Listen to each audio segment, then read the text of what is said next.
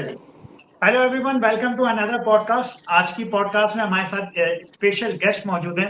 जी हाँ, मैं बात कर रहा हूँ उमैर नासिर की, जिनको आप नायाब फिल्म की वजह से जानते होंगे। यस, नायाब फिल्म के डायरेक्टर उमैर नासिर हमारे साथ हैं। कैसे उमैर भाई, आप ठीक हैं? जी I am good, very good, thank you very much for inviting and आप लोगों का बहुत बहुत शुक्रिया। जबरदस्त, गुड कि आप लोग दो उमैर चार भाई और लोग मिलके पॉडकास्ट कर रहे हैं। मतलब इट्स उमैर भाई गुड कि आपसे दो तीन लोग दूसरी मिलके मरतबा। पॉडकास्ट कर रहे हैं। जी कहिए मुझसे। ये एक्चुअली हमने टीम बनाई है जिसके ऊपर हम पाकिस्तानी कंटेंट के ऊपर ज्यादा डिस्कशन करते हैं, ताकि एक तरीके से प्रमोशन मिलती रहे। बहुत अच्छा है, और मेरे ख्याल से यूट्यूब पे इतने चैनल्स हैं जो पाकिस्तान की सिनेमा के लिए और उसके लिए काम कर रहे हैं, चाहे उनकी जो भी स्पेस है, जितनी भी व्यूअरशिप है, वो बड़ी ज़रूरी होती है, क्योंकि कहीं ना कहीं ऑडियंस हर एक चीज़ की मौजूद है। तो दैट्स वेरी गुड। तो बात होती है पाकिस्तानी सिनेमा के बारे में या पाकिस्तानी कंटेंट के बारे में। अच्छा उमैर भाई, आपसे दूसरी मरतबा पॉडकास्ट हो रही है, पहली मरतबा सिर्फ मैं ही था। लेकिन अब नायाब के लिए एक बहुत बड़ी, नायाब के जितने भी फैंस थे उनके लिए एक बहुत बड़ी अपडेट आ गई है कि नायाब फाइनली ओटीटी पर आ रही है। पहले तो टेलीविजन पर आ रही है, तो उसके बारे में अपडेट बताएं, क्या क्या जर्नी है? सो उसकी अपडेट ये है कि क्योंकि ईद का बड़ा मौका आ रहा था और ईद के काफ़ी करीबी, अब सबको पता है कि ईद उल अज़हा का टाइम है, और बहुत से लोगों ने जो है वो फिल्म उस टाइम पे सिनेमा में जब थी तब नहीं देख सके थे। कुछ लोगों ने कब कई दफ़ा देखी, दो दो तीन दफ़ा देखी, इनको जैसे में जो नहीं देख सके, और या तो उनको मौका नहीं मिला, और इसके अलावा बाहर भी काफ़ी सारे जो आवाम है जो नहीं देख सकी थी फिल्म, उनके लिए इवेंचुअली अब ये फिल्म का जो है पाकिस्तान का टेलीविज़न प्रीमियर हो रहा है। यानी कि सिर्फ पाकिस्तान की जो टेरिटरी है उसके अंदर हम टीवी के ऊपर इंशाल्लाह ये फर्स्ट ईद के पहले दिन जो है, या उसकी तफसीलात जो है वो हमारे आपका जो भी अपडेट होती रहेंगी। ओटीटी प्लेटफॉर्म का भी थोड़ा सा इंतज़ार करना होगा फॉर जो बाकी जितनी आवाम है जिनको देखने हैं, क्योंकि अभी फ़िलहाल के लिए इसकी स्ट्रीमिंग सिर्फ पाकिस्तान के नेटवर्क पे आ रही है। क्योंकि अगर आपकी ग्लोबल पे एयरिंग हो किसी भी कंटेंट की, तो उसका ओटीटी प्लेटफॉर्म पे जाना बहुत टफ हो जाता है और मुश्किल हो जाता है, उसकी कंडीशंस भी उसको हम फॉलो नहीं कर पाएंगे। So rights only coming on हम टीवी के जो पाकिस्तान का टेरिटरी है उसके ऊपर। सही। हसन भाई, आप पूछ लें सवाल। जैसे एक सेकंड यार। हसन भाई, आपकी आवाज क्लियर नहीं आ रही। मेरी आवाज आ रही है? एक जी, अब आ रही है, अब आ रही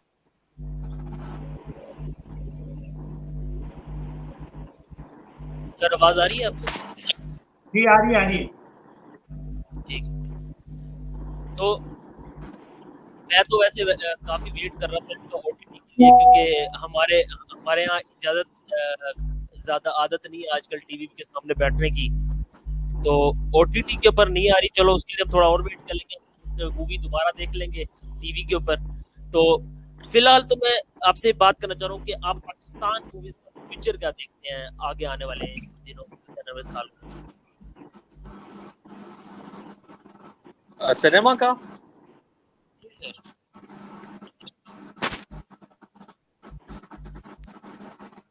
जी मेरे ख्याल से तो लोग उधर वेट कर रहे हैं, जैसे कि आप भी वेट कर रहे हैं फिल्म देखने का, लेकिन जो सिनेमा का तो मेरे ख्याल से कभी भी कोई भी बीट नहीं कर सकता। ओटीटी प्लेटफॉर्म्स बहरहाल एक बड़ी इंगेजमेंट लेते कर आए हैं। मतलब ऑडियंस के लिए, ऑडियंस वेट करती है, वहाँ पे व्यूअरशिप भी मिल रही है, लेकिन फिल्म डेडिकेटेड अटेंशन के साथ देखने की एक जगह है जहाँ पे आप जाते हैं और उसको एक पूरा बाकायदा एक तफरी के तौर पे लिया जाता है, तो वो हमेशा से वो मीडियम मेरे लगता है कि एग्जिस्ट करता रहेगा। क्योंकि लोगों को कहीं ना कहीं एक स्पेस, एक वे आउट, अपने ज़िंदगी का माहौल से निकलने की ज़रूरत होती है। चाहे ओटीटी प्लेटफॉर्म्स कितना ही टेक ओवर कर लें, चाहे आप ये फ़ोन की स्क्रीन्स के ऊपर या छोटी स्क्रीन्स के ऊपर जितना ही कंटेंट कंज्यूम करें, लेकिन वो उसका फिल्म के या सिनेमा के कंटेंट से मुकाबला नहीं किया जा सकता, क्योंकि इवेंचुअली वो आपकी बड़ी डिस्टर्ब स्पेसेस हैं और आप उसके अंदर एक बड़ा कंसंट्रेशन से फिल्म नहीं देख सकते, एक एनवायरनमेंट, एक माहौल नहीं मिलता। उमर भाई डिस्कनेक्टेड हुआ। हाँ जी। डिस्कनेक्टेड हो गया वो। अरे हसन भाई आप जाके हुआ है। ओ मैं उस वक्त क्या आपको मैसेज कर रहा हूँ, ये कैसे होना है, सही अबू है। मैंने आपको मैसेज करा ऑटो नोटिफिकेशन ऑन करा। अब सही है। अबे यार सारी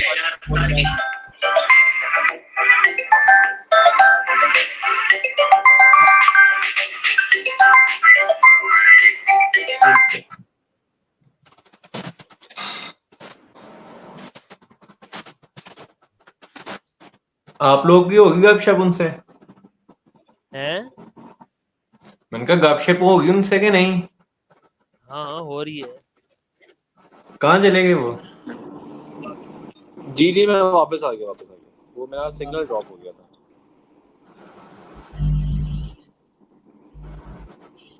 आप बात कर रहे थे सर फ्यूचर ऑफ जी तो पाकिस्तानी। मैं यही कह रहा था कि जो bright side of the cinema है वो हमेशा देखनी चाहिए। और I think I am very hopeful, क्योंकि फिल्मों के लिए जिन लोगों ने अब फिल्म नहीं बनाई हैं, जिन लोग पहले फिल्म बना चुके हैं, गवर्नमेंट पॉलिसी जो अभी अनाउंस हुई थी जिसके अंदर वो कुछ ग्रांट्स दे रहे हैं फिल्म मेकर्स को, तो उसके बाद से एक एक्टिवेशन और एक माहौल में देखा गया है कि बहुत से लोगों ने उसके लिए अपने प्रपोजल्स जो हैं वो जमा किए हैं, सबमिट कराए हैं।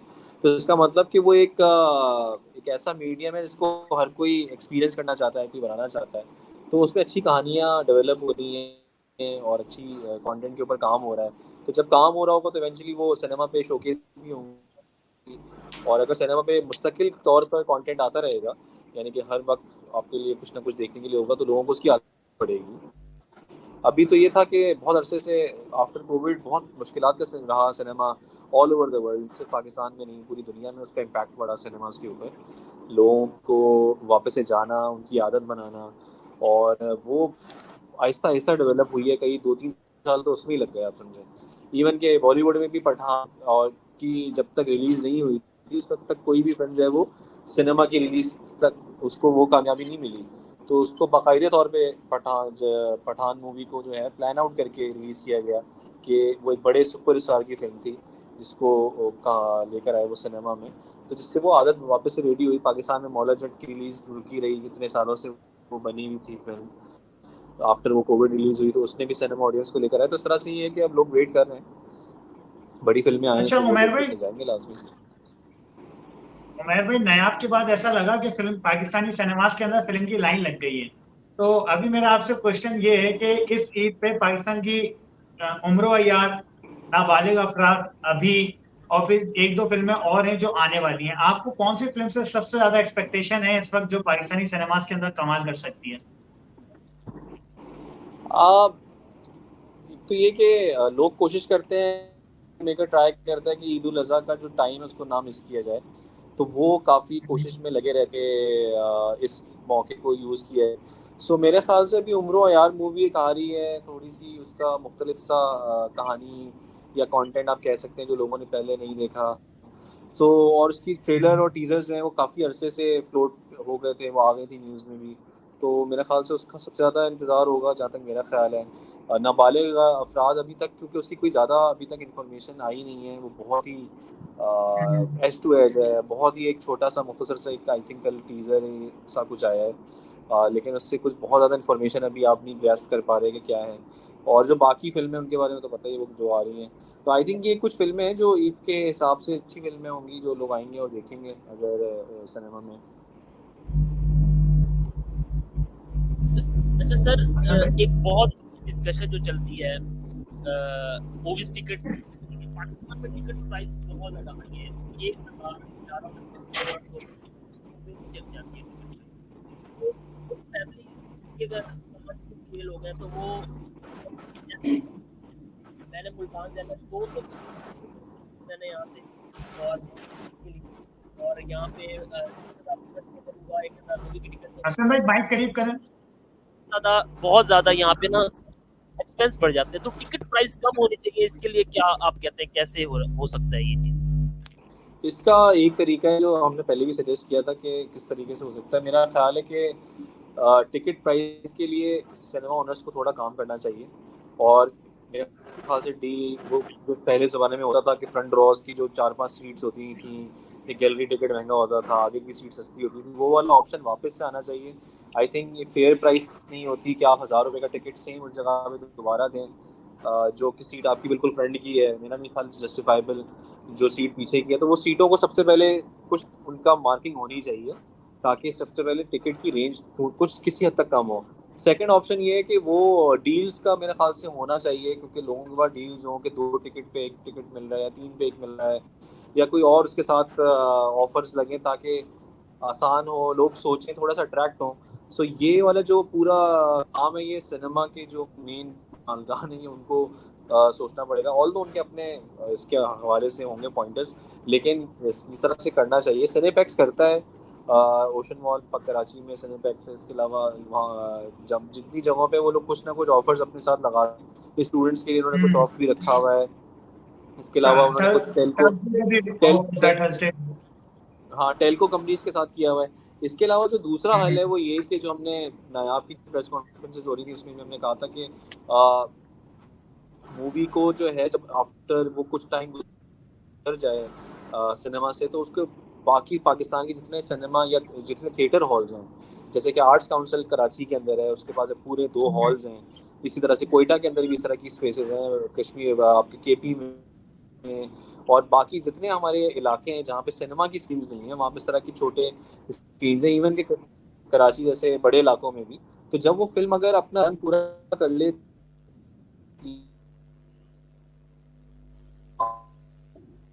सिस्टम और एक टिकट के ऊपर जिसका बहुत ही कम टिकट है, ताकि आवाम तक आपका कंटेंट जो फिल्म का है वो पहुंचे। क्योंकि इन तमाम जैसे आर्ट्स काउंसिल की जो स्पेस है होते हैं, आप लाहौर आर्ट्स काउंसिल देख लें, फैसलाबाद आर्ट्स काउंसिल है, आपका मुल्तान आर्ट्स काउंसिल है, तो ये बहुत सारी हमारे पास, तो वहाँ पर कम से कम एक अच्छी अच्छा प्रोजेक्शन सिस्टम के मैं साथ। जी जी। अच्छा एक तो आपका ना इंटरनेट कनेक्शन आई थिंक थोड़ा वीक हुआ है। मेरा नायाब से रिलेटेड एक क्वेश्चन था कि नायाब का बजट हाई फाई था और जो उसकी मार्केटिंग करी गई थी वो भी कमाल थी, लेकिन अब नायाब के बाद फाइनली हमें उम्र अयार की मार्केटिंग ऐसी लग रही है जो नायाब की मार्केटिंग को क्रॉस कर रही है, मतलब उससे थोड़ा सा बढ़ के ही नजर आ रही है। तो और अभी हमने सुना भी कि उम्र अयार का बजट 70 करोड़ पे, मतलब आप बिलीव नहीं कर सकते कि उम्र अयार पाकिस्तान में अंदर कोई फिल्म बने जिसका बजट 70 करोड़ पे। तो डू यू थिंक कि पाकिस्तानी फिल्म के अंदर इतना पैसा लगा देना जस्टिफाई करता है आपके लिहाज से? तो मुश्किल है, क्योंकि ऑब्वियसली जो सिनेमा स्क्रीन्स के साथ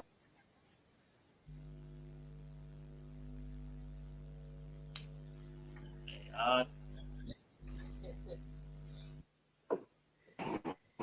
इंटरनेट का बड़ा हेलो, मेरी आवाज आई थिंक मैं बार बार वो हो रहा है ना, मैं भी डिस्कनेक्ट हो डिस्कनेक्ट रहा हो है। अभी गया आ रही था है आपको। आवाज?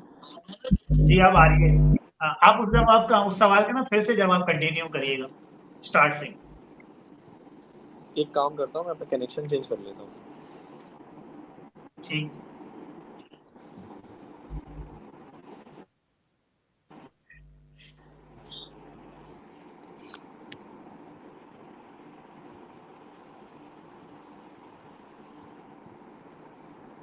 नाउ अब बेटर। सही है आवाज? अब बेटर हो गई है? या एब्सोल्युटली। सो आपका सवाल बिल्कुल सही है कि उस पर अगर 70 करोड़ रुपए लगे तो वो जस्टिफाइबल है कि नहीं है, ये बड़ा अहम सवाल है। पाकिस्तान की फिल्मों के ऊपर इतने पैसे लगाना, लेकिन एक आपके पास केस स्टडी मौला जट की मौजूद है कि जिसके ऊपर 50 करोड़ के करीब या 40 करोड़ के करीब पैसे लगे थे, और वो उसने उससे कहीं ज़्यादा रिकवर किया। लेकिन उम्र या का ट्रेलर देख के आपको उसकी वैसी फिल्मिंग की फिनिशिंग नज़र नहीं आती है ऑब्वियसली। जो मौला जट की जो क्वालिटी आप देख रहे थे, मुझे तो कहीं वो लगती है कि वो थोड़ी सी है वो। लेकिन ये कि बहरहाल वो क्योंकि वो मैजिकल टाइप फिल्म है और थोड़ी सी सिनेमा के हिसाब से मुख्तलिफ कंटेंट है जो कि वहाँ पे आप ज़्यादा इंजॉय कर सकेंगे, तो हो सकता है वो अपनी इस कॉस्ट को रिकवर करके जो है वो प्रॉफिट में भी कमाएं और दुनिया भर में चलें पाकिस्तान के साथ साथ। लेकिन ये एक सवाल बड़ा अहम है। और दूसरा है कि मार्केटिंग जो है वो एक माहौल होता है सिनेमा का ना, कोशिश कर रहे हैं, मैं भी देख रहा हूँ कि वो मार्केटिंग कर तो रहे हैं, काफ़ी ज़्यादा आगे पीछे भी जा रहे हैं, लोगों को नाम भी कर रहे हैं। लेकिन पाकिस्तान में क्योंकि culture of watching films on cinema वो है ही बड़ा वीक, तो वो सिर्फ उसी उतने ही लोगों तक पहुंचती है बात जितने लोग फिल्म में इंटरेस्टेड होते हैं, या जिनको मीडिया के बारे में कुछ पता है, या जो कुछ एक्टिविटी करते रहते हैं इस तरह की, या प्रायर पैसे कर चुके हैं। तो उस वक्त बस वर्ड ऑफ माउथ इसका बड़ा इंपॉर्टेंट होगा फिल्म का, कि वो फिल्म लगने के बाद लोग आके कहें कि यार बहुत अच्छी फिल्म थी, और फिर वो दोबारा बाकी लोग जाएं। सो मार्केटिंग उस हिसाब से ये है कि मुश्किल होती है, इवेंचुअली बजट भी एग्जॉस्ट हो जाते हैं, लेकिन ये कि इट्स अ वाइटल, बड़ा इम्पोर्टेंट एस्पेक्ट है फिल्म का। असल में सर नायाब के बाद आपके क्या फ्यूचर प्रोजेक्ट्स हैं? अभी हम लोग कुछ स्क्रिप्ट्स के ऊपर काम कर रहे हैं जो बड़े एक्साइटिंग स्क्रिप्ट्स हैं, तो वो जैसे ही फाइनलाइज होंगे तो ऑब्वियसली इसकी न्यूज़ आएगी। और भी कुछ प्रोजेक्ट्स हैं फिल्म से रिलेटेड ही हैं जिनके ऊपर अभी काम हो रहा है, तो वो एक न्यूज़ होगी, जब होगी तो मैं आप लोगों से ज़रूर शेयर करेंगे जल्दी। अच्छा उमर भाई, मैं नायाब में मैं एक बंदे का फैन हो गया था, मैंने आपको बताया था, फवाद भाई। उनकी एक्टिंग के स्किल्स देखने के बाद तो मैं उनको दोबारा स्क्रीन पे देखने के लिए बेताब हूँ। कोई प्रोजेक्ट है उनका कोई अपकमिंग ऐसा जिसमें हम उनको स्क्रीन के ऊपर देख सकें? होपफुली मैं वेट कर रहा हूँ कि उनको कुछ सिनेमा या फिल्म मेकर्स उनको अपनी फिल्मों में हायर करें और अच्छे रोल्स और कैरेक्टर्स दें। फ़िलहाल तो फवाद आजकल थिएटर में काफ़ी बिजी हैं, और वो कोई प्रोजेक्ट शायद करने वाले हैं टीवी का, जो मुझे भी कंफर्म नहीं है, जो मुझे बता रहे थे वो। लेकिन ये कि हाँ, ऑब्वियसली वो एक सिनेमा का फेस है, और वो बहुत बड़े उनकी as an actor he is a very बड़ी डिटेल्ड और इन डेप्थ वो एक्टिंग करते हैं। तो मेरे ख्याल से मैं भी उनको ज़्यादा देखना चाहूँगा। और उनको मैंने टेक्निकली हमने उनको लिया भी इस वजह से था, एक तो उनकी एक्टिंग स्किल्स, और मैं चाहता था कि और भी लोग जो उनकी फिल्म देखें और उनका काम देखें तो उनको अपनी फिल्मों में लें। तो होपफुली वो कुछ प्रोजेक्ट्स में नज़र आएंगे इवेंचुअली बिग स्क्रीन पे। उमर भाई, एक कंट्रोवर्शियल सवाल है, आप चाहें तो स्किप भी कर सकते हैं। सवाल ये है कि मैंने पाकिस्तानी सिनेमास के अंदर एक चीज नोट करी है कि कंटेंट हो ना हो, अगर फिल्म के अंदर आपके बड़ा नाम होगा ना तो फिल्म चलती है। और जब छोटा बंदा, कोई एक छोटे नाम वाला एक्टर जिसका नाम इतना ना हो और वो अच्छा काम कर जाए, उसको उस तरीके से अप्रिशिएशन नहीं मिलती जिस तरीके से मिलनी चाहिए। जबकि ऐसे आर्टिस्ट को ज्यादा अप्रिशिएशन मिलनी चाहिए जो कि इतना स्क्रीन के ऊपर आया नहीं, लेकिन उसने काम जो है वो बड़े लेवल का करके दिखाया है। डू यू थिंक आप इस बात से एग्री करोगे? जी जी, ऐसा होता है और लाजमी होता है, क्योंकि स्टार पावर जो है वो लोग देख रहे होते हैं, लोग जानते हैं, पहचानते हैं। ऑब्वियसली जिसको बिल्कुल भी नहीं जानते तो उसको उसके बारे में लोगों को जानना पड़ता है, एफर्ट लगानी पड़ती है। काम देखने के बाद रजिस्टर होती हैं वो चीज़ें। इवन कि आप देख लें कि जैसे फिल्म में हमारी फवाद थे, फवाद के काम को सब ने, जितने लोगों ने देखा, आपने जितने, नहीं, सबको एक पसंद चीज आया। ये भी है, आई एम सॉरी मैं बात काट रहा हूँ, एक चीज ये भी है कि हमारे जो बड़े आर्टिस्ट हैं उनको इन छोटे आर्टिस्ट जो भी उभर रहे हैं उनको खुद प्रमोट नहीं करना चाहिए। क्योंकि आई एम सॉरी कि मेरे को ये बात फवाद खान की या हिमायू सईद की कहीं भी ये चीज मेरे को नजर नहीं आई कि वो वीडियो के अंदर या कोई एक मैसेज के अंदर बोल रहे हो कि यार फवाद खान ने बड़ा जबरदस्त काम करके दिखाया है। हाँ, ये बड़ा एक मुश्किल काम होता है सपोर्ट करने का, और ऑब्वियसली इसमें इनसिक्योरिटीज़ भी इन्वॉल्व हो जाती हैं। अब बेहतर एक्नॉलेज करना ज़रा मुश्किल काम होता है। आप बड़े स्पेस देखकर बड़ा ध्यान से कोशिश करके जो है वो आप कमेंटिंग करते हैं, आपके उसके अंदर बहुत सारी चीज़ें इन्वॉल्व होती हैं। लेकिन ये एक बात मेरे ख़्याल से बहुत इम्पोर्टेंट है कि फेलो एक्टर्स को उनको सही तरीके से एक्नॉलेज करना चाहिए। और मेरा अपना खुद का पॉइंट है कि आई थिंक कि जितने लोगों ने एक्टिंग देखी, जिसकी भी देखी, अपने फेलो एक्टर्स को उनको ज़रूर सराहना चाहिए, क्योंकि उससे कम्युनिटी मजबूत होती है, उससे एक्टर्स कम्युनिटी में आई थिंक एक मजबूती आती है। और उसी तरह से जो है वो आर्ट को फलता फूलता ही ऐसे जब एप्रिसिएशन का माहौल बनता है। अब अगर हम किसी चीज़ को अप्रिशिएट ही नहीं करेंगे तो वो फिर कैसे वो आगे अगले काम के लिए रेडी होंगे। ये बिल्कुल वैलिड पॉइंट है, नहीं करते लोग, करना चाहिए। Sir sir most important question जो कि लगभग हर किसी से पूछते हैं कि क्या ड्रामा एक्टर्स मूवी में आना चाहिए, काम करना चाहिए? ये एक्चुअली ये पाकिस्तान में वैलिड नहीं है सवाल, क्योंकि पाकिस्तान की इंडस्ट्री ड्रामे की बहुत बड़ी है, फिल्मों की बहुत छोटी है। बहुत से एक्टर्स ने अपने आप को कोशिश करते हैं कि वो सिर्फ फिल्मों तक महदूद रहें, लेकिन अगर वो फिल्म, अगर उनकी 3 साल में 2 साल में एक फिल्म आएगी तो वो फिर उनका ऑडियंस के साथ कोई कनेक्शन या कोई किसी का वो डेवलप ही नहीं हो पाता। फिर वो चीज़ है कि वो लोगों के सामने नहीं रहते, उनको हर वक्त कुछ ना कुछ देखना होता है। अब फहाद मुस्तफ़ा इवेंचुअली ड्रामे में आ रहे हैं, हुमायूं सईद भी ड्रामे में आ रहे हैं। अब एक्टर्स जी। फिल्मों के इंडिया जैसी इंडस्ट्री में तो पॉसिबल है, क्योंकि इंडस्ट्री बहुत बड़ी है ना, वहाँ काम बहुत ज़्यादा होता है। और उनको उसी तरह से प्लेस किया जाता है। अब लोग एक बात करते हैं, लेकिन पाकिस्तान के अंदर हर चीज़ जो है ना वो एक स्पेशल केस की तरह ली जाती है, और क्योंकि पाकिस्तान की इंडस्ट्री इतनी बड़ी नहीं है, ऑब्वियसली नए एक्टर्स जो फिल्मों के हैं वो अलग से तो नहीं आ पाएंगे ना, कहाँ से आप उनको करेंगे? वो बेचारों ने एक फिल्म कर ली तो उसके बाद वो क्या करेगा? वो पूरा टाइम 2-3 साल वेट करेंगे और फिर और फिल्म ये काम करके देखा, फवाद खान ने छोड़ी हुई, हमजा अली अब्बासी ने काफी अर्से तक के छोड़ा रखा, लेकिन उनको वापसी आना पड़ा। वापसी आना पड़ा। इवन कि आप फहाद मुस्तफा ने इतने अरसे से नहीं किया काम, वो गेम शो करते रहे, लेकिन उनको फिर कहीं ना कहीं अब वो कायदे आजम कोविड से पहले शूट हुई थी, कोविड के बाद वो जी रिलीज हुई। अब अगली फिल्म कब आनी है वो किसी को नहीं पता, वो कितने सालों में आनी है। और मतलब कि काफ़ी सारे सवाल हैं जिसकी वजह से जो है वो एक्टर्स कोशिश करते हैं कि वो स्क्रीन पे उनका एज एन एक्टर भी एक चार्म रहे।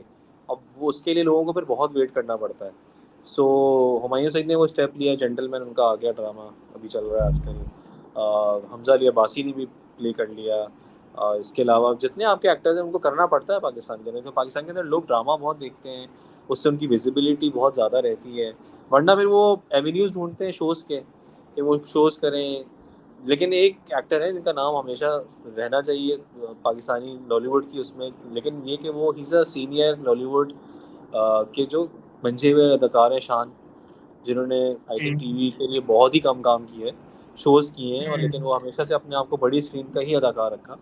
लेकिन जिस टाइम ऑफ फ्रेम में वो डेवलप हुए हैं या बड़े हुए हैं, आई थिंक वो उनके लिए आसान भी था ये करना, या फिर वो एक अपने आप को उन्होंने अपने आप को प्लेस किया उस काम के लिए, क्योंकि उन्होंने उससे पहले भी टीवी ज़माने में नहीं किया था, क्योंकि वो टीवी से कभी फिल्म में नहीं आया ना शान। बाकी तो सारे एक्टर्स टीवी से फिल्म में गए ना, तो उनके लिए टीवी मीडियम हमेशा से उनका अपना ज़ाती मीडियम रहा। शान के लिए नहीं था, शान ने अच्छा हमेशा उमर से भाई, काम। एज डायरेक्टर मैं आपका एक बात पे ओपिनियन लेना चाहूंगा। आपने रिसेंटली जियो के ऊपर एक ड्रामा देखा है, खई? जी जी, मैंने उससे कुछ एक आध फैसल एपिसोड कुरैशी। देखे हैं। जी, मैंने मतलब 2 एपिसोड देखे उसके एंड के, अच्छा, एज मुकम्मल नहीं डायरेक्टर देखा। मैं आपसे बात पूछना चाहूंगा कि हमारा जो कंटेंट है, जो ड्रामों का कंटेंट है, वो एक घिसा पिटा सा हो गया है। कोई सास बहू या प्यार मोहब्बत, या फिर इसका उससे चक्कर, इसका उससे चक्कर, बस इसी में हमारी इंडस्ट्री खत्म हुई है। लेकिन हमारे जो ड्रामे हैं, क्या वो नेटफ्लिक्स या अमेजोन प्राइम के जो कंटेंट है, क्या उसके लेवल को टच नहीं कर सकते? आई नो कि उनके में एक वल्गैरिटी होती है, कुछ लैंग्वेज बैरियर्स होते हैं, कुछ ऐसे मतलब अडल्ट लैंग्वेज यूज करी होती है, लेकिन एक लिमिटाइजेशन में रख के ऐसे कंटेंट को क्यों नहीं टच कर सकते? जबकि जियो पर ऐसा कंटेंट बना सही, और जिस तरीके से ऑडियंस ने उसको पसंद किया, वो एक मिसाल है कि हमारे पास भी इस तरीके का कंटेंट बन सकता है। अब तो वैसे मेरे ख्याल है काफ़ी मुख्तलिफ कंटेंट बन रहा है नए चैनल्स आने के बाद। जो नया कंटेंट आया तो वो काफ़ी कहानियाँ उन्होंने चेंज कर दी, मतलब मुख्तलिफ की यू हैं। Talking about green entertainment? हाँ, जैसे उस पे वो काबुली पुलाव था, ऑल्दो वो लव स्टोरी है लेकिन ज़रा मुख्तलिफ सी थी। फिर उसके ऊपर और भी कुछ मुख्तलिफ तरह के टॉपिक्स के ऊपर कहानियाँ, लेकिन एक्सप्रेस टीवी के ऊपर काफ़ी सारी मुख्तलिफ प्लेज मुख्तलिफ टॉपिक्स को टच करते हुए आए हैं। उसका मेजर बुनियादी एक्चुअली रीज़न ये है कि ड्रामा ऑडियंस हमेशा से वो फैमिली ऑडियंस की तरह ही रहा, तो उन्होंने फैमिली ऑडियंस के ऊपर ही का ही एक मिजाज बना रहा ना, इसीलिए वो आपको वो कहानियाँ ज़्यादा सुनने को मिलती हैं। दूसरी जो इम्पोर्टेंट चीज़ होती है, राइटिंग के रिसर्च मांगती है। ऑफ बीट टॉपिक्स बगैर रिसर्च के नहीं बनते, उसमें थोड़ा वक्त लगता है, थोड़ी मेहनत ज़्यादा होती है, और वो जो मेहनत है वो ज़रा थोड़ी आपको फोकस्ड होकर करनी पड़ती है, आप इतनी जल्दी नहीं करते। तो स्पेशलाइज्ड शोज़ मेरे ख्याल से अब तो बन रहे हैं हर चैनल के लिए, जिनमें दूसरी कहानियों को टैप किया जा रहा है बिसाइड्स द फैमिली ड्रामा या उसके अलावा भी। तो आई थिंक कि वो आहिस्ता आहिस्ता जब वो बनते बनते आप उसमें भी मास्टरी हासिल करेंगे तो आप कंटेंट आपका अच्छा हो जाएगा,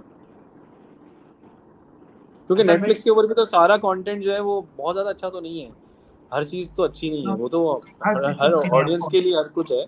कुछ चीज़ें तो बहुत ही ज़्यादा नॉर्मल सी उनका है, कोई इतना ज़्यादा, कुछ ऐसे हैं जो शोज़ जो वाकई में उनका कैलिबर बहुत ज़्यादा अच्छा है, लेकिन ये कि उमर भाई, कंटेंट की अपील आपके पास ज़्यादा है ना, आसानी से आप देख सकते हैं।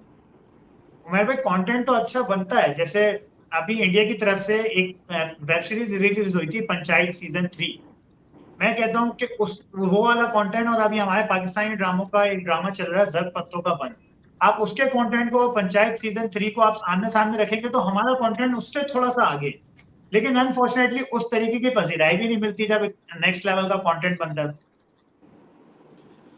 उसमें आई थिंक मुझे लगता है कि वो लोग जो हैं वो कहीं ना कहीं मिस कर जाते हैं चीज़ों को, उनकी डिटेल्स को पिक नहीं करते हैं, या फिर उनको उस तरह का कंटेंट इतना ज़्यादा दिमाग नहीं लगाना होता कि वो इतना सोचें और चीज़ें करें। लेकिन एक और भी चीज़ है कि हमारे यहाँ टॉपिक्स को उठा तो रहे हैं, लेकिन टॉपिक्स को बनाने के लिए, कंस्ट्रक्ट करने के लिए एक बहुत आपको हाई पावर डायरेक्शन बहुत इंपॉर्टेंट होती है। आप सिर्फ टॉपिक एक इम्पॉर्टेंट नहीं होता कि टॉपिक उठा लिया, उसकी जो पूरी बुनत है, यानी क्या उसकी फुल मेकिंग जो है वो भी बिल्कुल उसी लेवल की होनी चाहिए। तो आपको उसके अंदर अच्छे, जब डायरेक्टर्स टच करते हैं किसी प्रोजेक्ट को, तो वो अलग से उठकर आता है नज़र। तो ये एक रीज़न है कि वो जो जितनी सीरीज़ आप नेटफ्लिक्स पे देखते हैं उसमें ऑब्वियसली डायरेक्शन का लेवल बहुत बेहतर होता है, एक्टिंग का लेवल, उसको बनाने का लेवल, सीन को कैसे डिज़ाइन किया हुआ है, स्क्रीन प्ले कैसे डिज़ाइन किया हुआ है, आपको वो लगता है कि वाकई में उसमें कहीं मेहनत हुई हुई है। यहाँ पर शायद टाइम कंस्ट्रेंट की वजह से और चीज़ों को जल्दी करने की वजह से होता है, कुछ लोग अपना टाइम लेके करते हैं, लेकिन फिर भी इट टेक्स अच्छा, टाइम टू हमारे डू साथ इट। अभी हाँ, हमारे साथ एक भाई है हसन, रिव्यू रिव्यू पॉइंट उनके चैनल का नाम है। उनका एक क्वेश्चन था, वो आपसे पूछना चाह रहे थे, अनफॉर्चुनेटली इंटरनेट इशू की वजह से ज्वाइन नहीं कर पा रहे। वो कह रहे थे कि नायाब का सब कुछ परफेक्ट था, बजट परफेक्ट था, उसके बाद मार्केटिंग परफेक्ट थी, स्टोरी परफेक्ट थी, लेकिन जो हमने बॉक्स ऑफिस कलेक्शन पे जो एक्सपेक्टेशन लगाई थी ना, फिल्म आई तो मतलब दौड़ में तो आई, लेकिन वो कलेक्शन को टच नहीं कर पाई जिसको टच करना चाहिए था। तो इसकी क्या रीजन है कि ईद के मौके पे रिलीज नहीं हुई या फिर कोई और ही? नहीं, उसका मेरे ख्याल से सिर्फ एक ही रीज़न है। हमारे यहाँ जो है वो मिजाज और देखना, जो फिल्म का मिजाज है ना, वो हम एक सर्कल में देखते हैं, जो हमारे जानने वाले करीबी लोग हैं, हमें पता होता है। जो हम्म, जैसे आपकी भी पॉडकास्ट की खास व्यूअरशिप है ना, सिर्फ वही व्यूअर्स जाके देखते हैं, आपको उसके बियॉन्ड नहीं पता होगा कि हम्म, उनको फिल्म का भी पता है कि नहीं पता। बहुत से लोगों को तो उसका भी नहीं पता होता। अभी आप जर्नली माइक लेके निकल जाएं, अगर आप लोगों से सिर्फ ये पूछ लें कि शहर में कितने सिनेमा हैं, तो शायद उनको उसका जवाब भी नहीं पता होगा, शायद उनको सही। सिनेमा का नाम भी ना बताओ। तो वो जो व्यूइंग कल्चर है ना, वो अभी है ही नहीं।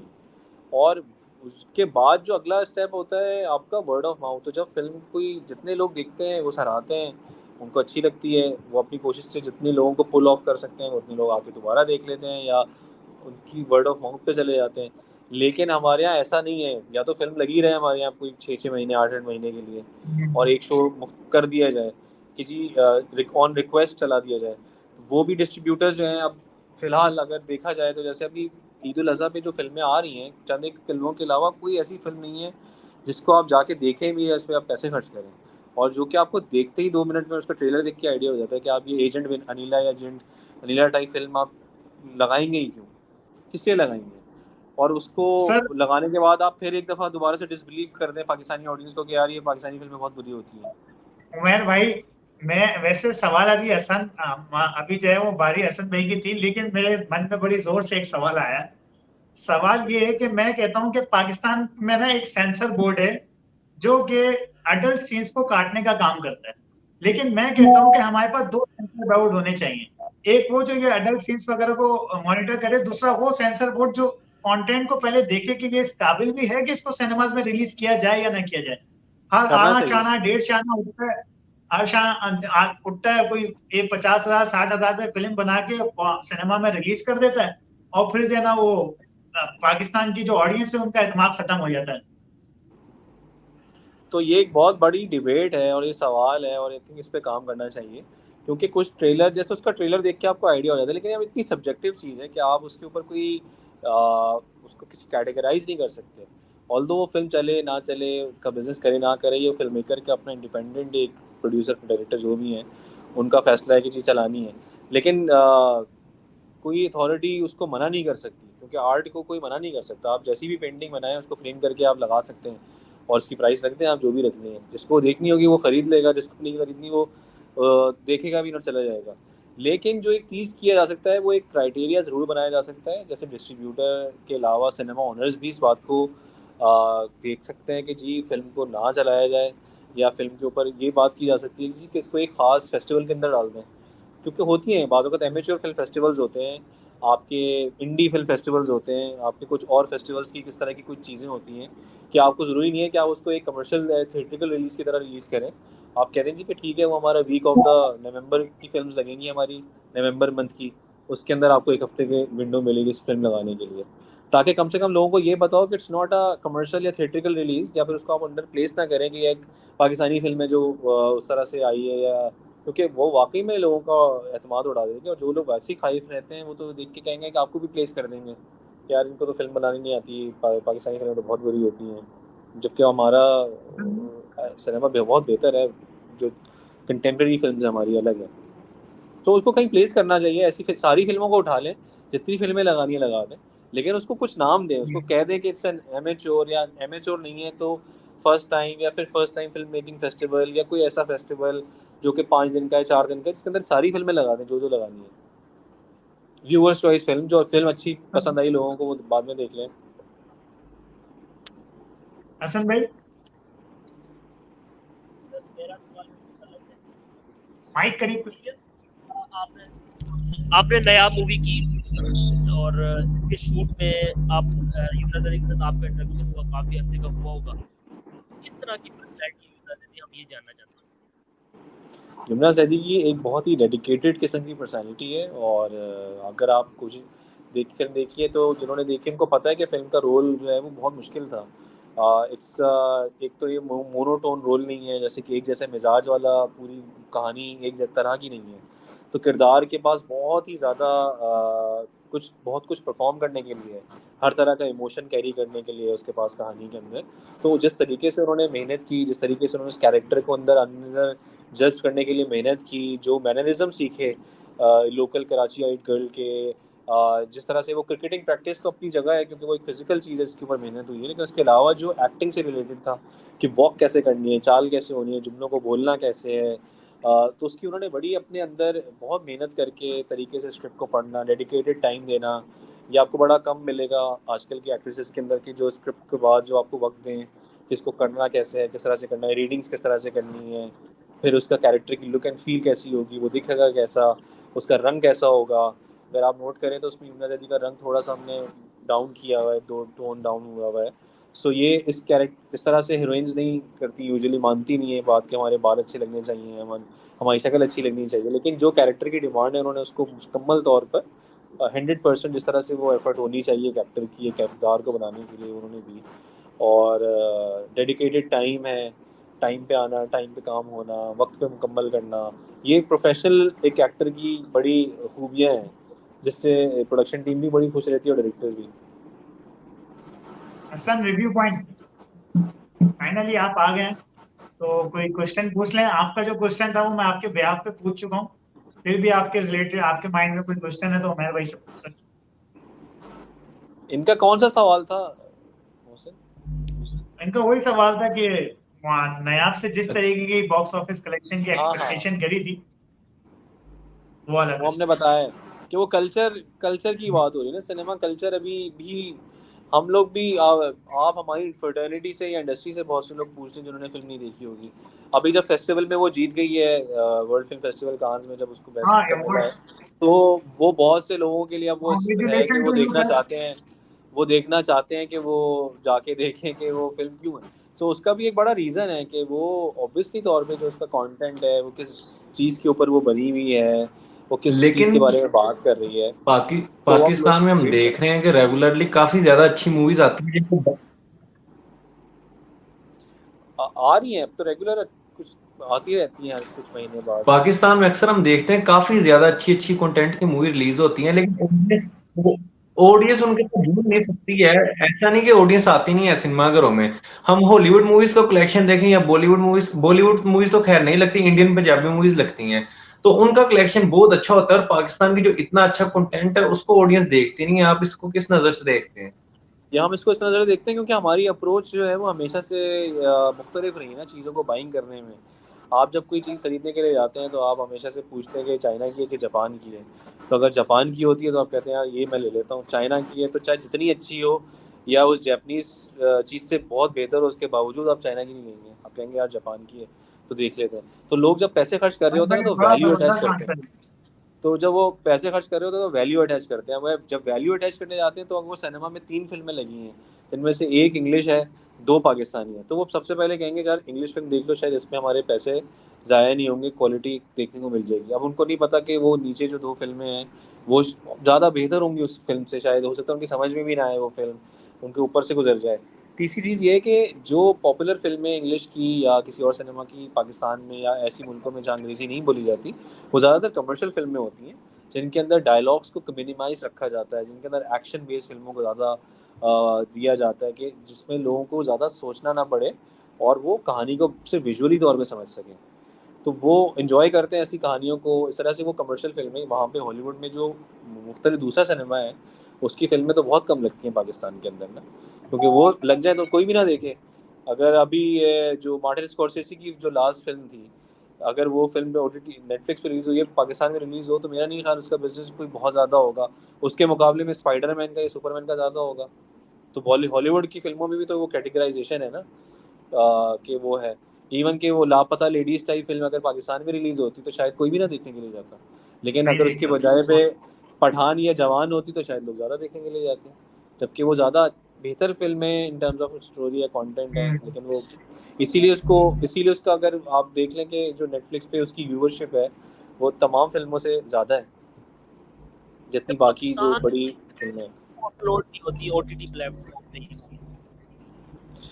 पाकिस्तान में OTT प्लेटफॉर्म जो है वो इंडिविजुअल तौर पे, जैसे ज़िंदगी ऐप चल रही है, हम वालों की भी ऐप का स्टार्ट है, कुछ और भी 2-4 ऐप्स हैं, स्टार प्लेस है, जोश है, लेकिन अभी तक वो जो बड़ा प्लेटफॉर्म है उसको बनाने के लिए बहुत बड़ी स्ट्रैटेजी चाहिए होती है, और स्ट्रैटेजी के साथ बहुत सारा फाइनेंस भी चाहिए होता है। और फाइनेंस बड़ा इसलिए अच्छा, भी मैंने रिक्वायर्ड है क्योंकि तो आपको वो एक्सक्लूसिव कंटेंट मेरी बनाने के लिए डायरेक्टर अब्बू पैसे भी ज़्यादा अलियास चाहिए।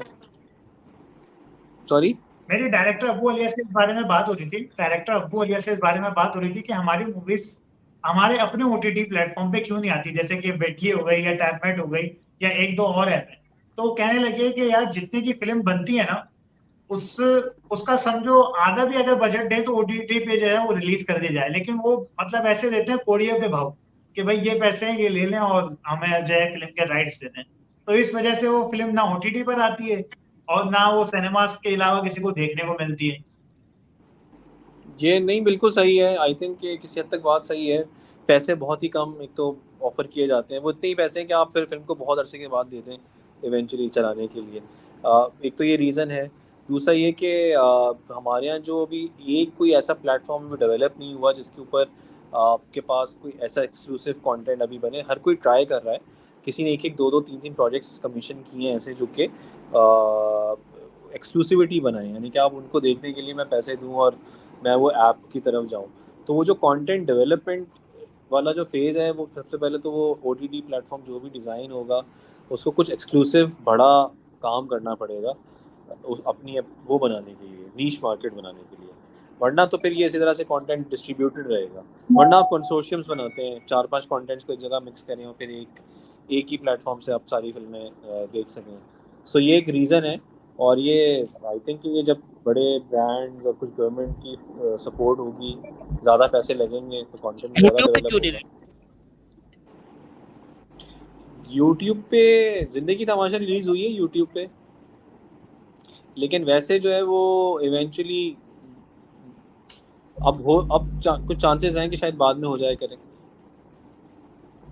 उमर भाई, लास्ट दो क्वेश्चन की तरफ आते हैं, एक असद भाई पूछ लेंगे एक मैं पूछ लेता हूँ। जैसे साउथ इंडिया का जो साउथ का कंटेंट है ना, एक जमाने में उसको कोई पूछता नहीं था क्योंकि उसकी जो सिनेमेटोग्राफी या विजुअल्स वगैरह होते थे वो बिल्कुल कार्टून्स वाले होते थे।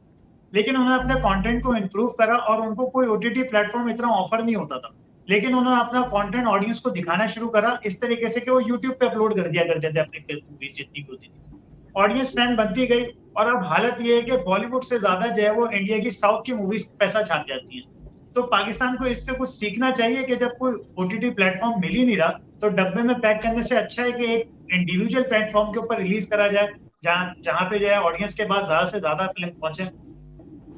ऐसा हो सकता है, लेकिन वहाँ पे उनके पास पीछे से फिल्में भी बहुत बनती हैं ना, तो वो उन्होंने अपनी स्पेस बनाते गए। हमारे यहाँ भी आ तो रही हैं, और टेक्निकली यहाँ जब चैनल पे रिलीज़ हो जाती हैं फिल्में, तो उसका यही एक सबसे बड़ा प्रोसेस यही है, वो चैनल पे जाती है, चैनल के बाद वो कोई आप नॉर्मल लोकल विडली टीवी है या जमाशा ऐप है, वो आप ढूंढते हैं और उसके बाद फिर आप अगर कहीं ना हो तो फिर यूट्यूब पे जाते हैं। लेकिन आई थिंक अब यूट्यूब पे जाया जा सकता है क्योंकि यूट्यूब से कुछ अर्निंग के मौके हैं, कुछ लोग सपोर्ट करने के लिए फ़ंड भी दे सकते हैं। अभी सरमद सुल्तान खुसट से मेरी मुलाकात हुई थी पिछले दिनों, तो वो ज़िंदगी तमाशा की अर्निंग्स बता रहे थे जो कि उनको यूट्यूब से हुई है, यूट्यूब के अलावा जिन लोगों ने फिल्म को सपोर्ट किया है, यानी कि उन्होंने फिल्म देखी और फिल्म का जो टिकट है खुद ही अपने पास से, तो वो कह रहे थे कि उसमें बहुत से लोगों ने, हाँ किसी ने 500, किसी ने 300, किसी ने 200 भी डाले हुए हैं और किसी ने ज़्यादा भी उन्होंने डाले। जबरदस्त काम ये करा था कि फिल्म अपलोड शुरू होने से, जो उन्होंने फिल्म अपलोड करी उससे पहले उन्होंने अपना एक मैसेज रखा कि ये वीडियो मोनेटाइज नहीं है, इससे यूट्यूब से मैं 1 रुपया भी नहीं कमाऊंगा, जितने लोग देंगे वो लोग आप लोग देंगे। तो लोगों ने हाँ, बड़ी दिल खोल के करी उन। मतलब जिस हद तक उनको सपोर्ट कर सकते थे लोगों ने दिए। उन्होंने मुझे फिगर भी बताया था, आई थिंक वो बाद में कभी आपकी बात होगी तो वो बताएंगे। लेकिन वो एक अच्छी अमाउंट थी जो कि उनको सिर्फ उस व्यूअरशिप से मिली जो कि यूट्यूब पे लोगों ने फिल्म देखी। तो ये एक अच्छा एवेन्यू हो सकता है इन आगे आने वाले दिनों में कि लोग इसको अपलोड कर सकते हैं और वहाँ से चला सकते हैं, क्योंकि यूट्यूब पहले इतना रेगुलाइज भी नहीं था। इतनी ज़्यादा स्ट्राइक्स हम्म। उनके जल्दी, कॉपीराइट का मसाइल इतने नहीं थे, वो भी उनके बहुत स्ट्रांग हो गए हैं। उसके टूल्स उसके वो भी पहले इतने डेवलप नहीं हुए हुए थे, तो लोग डरते थे कि फिल्म डाली तो वो उसके 15,000 कॉपियाँ बनी तो उधर चली गई, उधर चली गई, उधर चली गई। हाँ अब ये है कि यूट्यूब फ़ौरन स्ट्राइक करता है, फ़ौरन उसके ऊपर काफ़ी सारी चीज़ें हैं, डाउनलोडिंग हसन टूल्स भी भाई। मेरे ख्याल से हैं। हम्म। जैसे टिकटॉक पे भी अब फीचर्स आ चुके हैं और जिंदगी तमाशा भी अब उसके ऊपर हिस्ट्री में पहली मूवी बनने वाली है जो कि उस पर रिलीज होने वाली है, ये अपडेट आ रही थी। जी, क्योंकि टिकटॉक की जो जो स्टाइल ऑफ टिकटॉक जिस तरह का कंटेंट रील्स की सूरत में बनाता था, वो रील कंटेंट अब फेसबुक और इंस्टाग्राम पे मुस्तकिल बन रहा है। तो उनको भी एक ऐसी जगह डेवलप करनी है जहाँ पे वो लॉन्गर ड्यूरेशन की चीज़ें जो हैं वो लगा सकें। तो आई थिंक ज़िंदगी तमाशा जो रिलीज़ हो रही है टिकटॉक पे, वो भी उसकी एक तरह से आप समझें कि एक स्टार्टिंग है लॉन्गर वीडियोस आपको अपलोड करना और उसके ऊपर कंटेंट को